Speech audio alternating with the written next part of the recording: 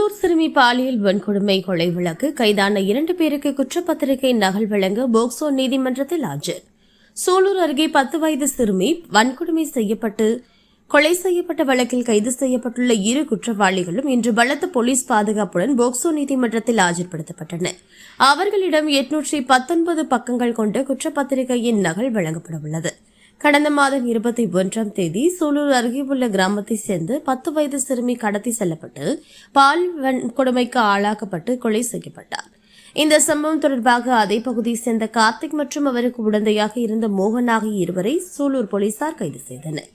இந்த வழக்கில் விரைவாக விசாரணை நடத்தி குற்றவாளிகளுக்கு தண்டனை பெற்றுத்தரும் நோக்கில் காவல்துறை தீவிர நடவடிக்கை மேற்கொண்டது.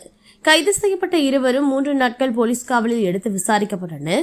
விசாரணையின் போது சம்பவ இடமான கண்ணம்பாளையம் குளங்கரை பகுதிக்கு அழைத்து செல்லப்பட்டு சம்பவம் எவ்வாறு நடைபெற்றது என்பது குறித்து அவர்கள் வாக்குமூலத்தின் அடிப்படையில் விசாரணை நடத்தப்பட்டது. தொடர்ந்து வழக்கின் அனைத்து ஆதாரங்களும் சேகரிக்கப்பட்டு நேற்று கோவை போக்சோ நீதிமன்றத்தில் 819 பக்கங்கள் கொண்ட குற்றப்பத்திரிகை ஃபைலிங் முறையில் தாக்கல் செய்யப்பட்டது. இந்த குற்ற செயல் விவகாரங்கள், தடய அறிவியல் ஆதாரங்கள் உள்ளிட்ட முக்கிய குற்றங்கள் இடம்பெற்றுள்ளன.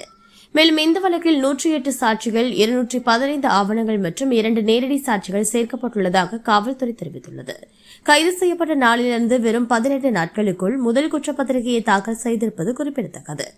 இந்நிலையில் குற்றப்பத்திரிகையின் நகலை வழங்குவதற்காக கார்த்திக் மற்றும் மோகன் ஆகிய இருவரும் இன்று பலத்த பாதுகாப்புடன் நீதிமன்றத்தில் ஆஜர்படுத்தப்பட்டுள்ளனர். வழக்கு துரிதமாக விசாரிக்கப்பட்டு வருவதாகவும் விரைவில் விசாரணை நிறைவடைந்து தீர்ப்பு வழங்கப்படும் என காவல்துறை தரப்பில் தெரிவிக்கப்பட்டுள்ளது.